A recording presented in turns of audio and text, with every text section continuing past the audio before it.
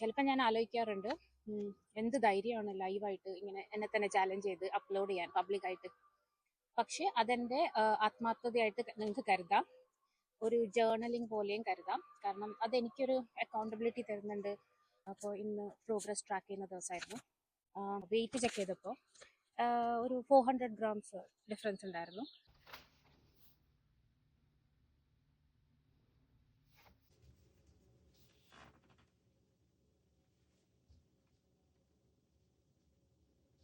ഇഞ്ചസിലും 1 ഇഞ്ചോളം വ്യത്യാസം.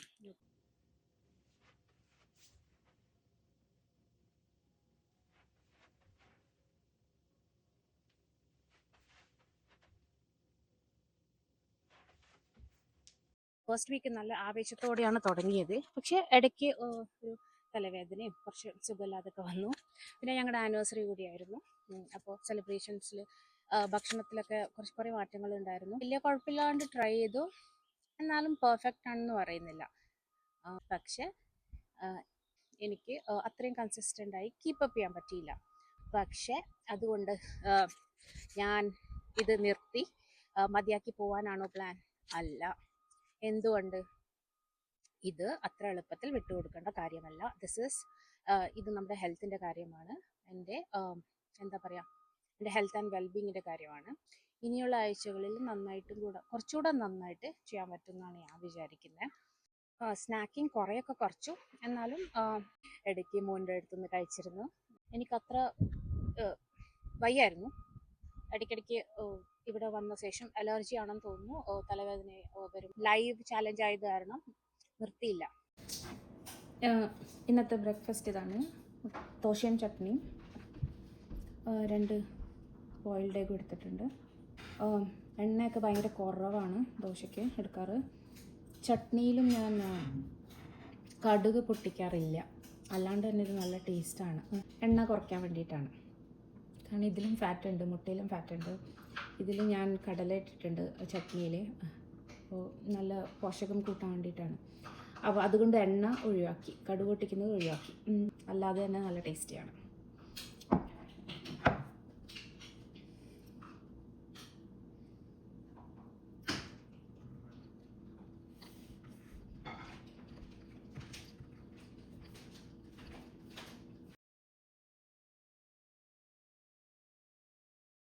ഇന്നലെ ഉണ്ടാക്കിയ ബിരിയാണി കുറച്ചധികം ഉണ്ടാക്കി വെച്ചു. ഇന്നത്തേക്കും കൂടെ ട്രീറ്റ് ആവുമെന്ന് വിചാരിച്ചിട്ട്. എനിക്ക് ബിരിയാണി ഭയങ്കര ഇഷ്ടമാണ്. ഇതിൽ എണ്ണയൊക്കെ ഭയങ്കര കുറവാണ്, പേരിന് മാത്രം വളരെ കുറവാണ് ഗീയും എണ്ണയൊക്കെ. കുട്ടികൾക്ക് കുറച്ചധികം അവസാനം വിളമ്പുമ്പോൾ ഇട്ട് കൊടുക്കും ഗീ. അപ്പോൾ ഞാനും എൻ്റെ ഹസ്ബൻഡും ഇച്ചിരി മൈൽഡായിട്ടുള്ള ഭക്ഷണമാണ് കഴിക്കും. എണ്ണയൊക്കെ കുറച്ചാണ് കഴിക്കാറ്. ഇപ്പോൾ ഒന്നുകൂടി ഒന്ന് ശ്രദ്ധിക്കാൻ തുടങ്ങി. ഓക്കെ, നിറയെ സാലഡ് ഉണ്ട്. ഇത് കഴിച്ചു കഴിഞ്ഞാൽ നമ്മൾ ഉറക്കം വന്ന് സൈഡാവില്ല. അത്ര അങ്ങനത്തെ ബിരിയാണിയല്ല. പക്ഷേ പോർഷൻ എപ്പോഴും ശ്രദ്ധിക്കണം. ഒരുപാട് റൈസല്ല, ഒരുപാട് പീസ് ഉണ്ടെങ്കിൽ എടുക്കുക.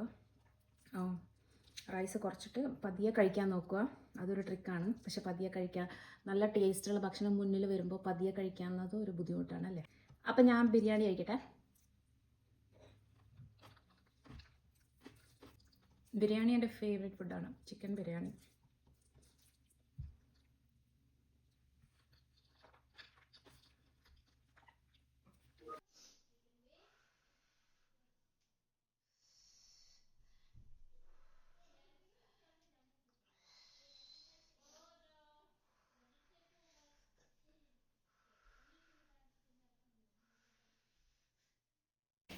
ഇന്ന് നൂഡിൽസാണ് ഉണ്ടാക്കിയത്. കുറേ വെജിറ്റബിൾസും ഉണ്ട്, മെയിൻലി വെജിറ്റബിൾസാണ്. നൂഡിൽസ് കുറവേ ഉള്ളൂ. കുറച്ച് ചിക്കനും ഇട്ടിട്ടുണ്ട്. പിന്നെ വെജിറ്റബിൾസ് എന്താ, മഷ്റൂം ഉണ്ട്, കുറച്ച് ബ്രോക്കോളി, ഈ കളർ പെപ്പർ, കോളിഫ്ലവർ ഇട്ടിട്ടുണ്ടായിരുന്നു. അത് നന്നായിട്ട് വെന്തെന്ന് തോന്നുന്നു, കാണുന്നില്ല. ഓക്കെ, മെയിൻലി വെജിറ്റബിൾസാണ്. കുറച്ച് നൂഡിൽസും. നല്ല ഓവർ കുക്കായി. ഓക്കെ, ടേസ്റ്റ് ചെയ്യട്ടെ.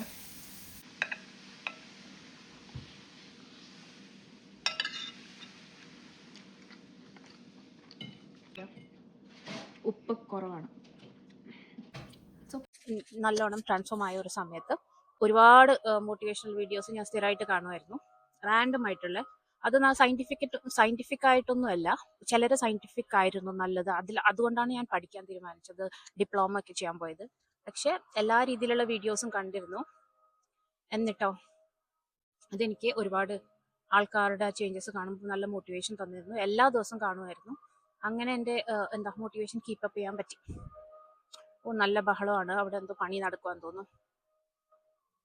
ഓക്കെ, അപ്പോൾ അങ്ങനെയൊക്കെയാണ് കാര്യങ്ങൾ. അപ്പോൾ ഇന്നത്തെ ആക്ടിവിറ്റി സ്റ്റേറ്റസ് 12,009 സംതിങ് ആയിട്ടുണ്ട്. 12,000 മേലെ 13 അടുത്തായി. പിന്നെ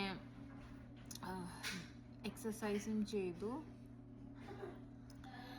ഓൾമോസ്റ്റ് 2 ലിറ്ററോളം വെള്ളം കുടിച്ചു, മേ ബി കുറച്ച് അധികം. അങ്ങനെ ഇന്നത്തെ ദിവസം നല്ല ടയേർഡായിട്ടുണ്ട്. ഓക്കെ, അപ്പോൾ ശരി, ബൈ.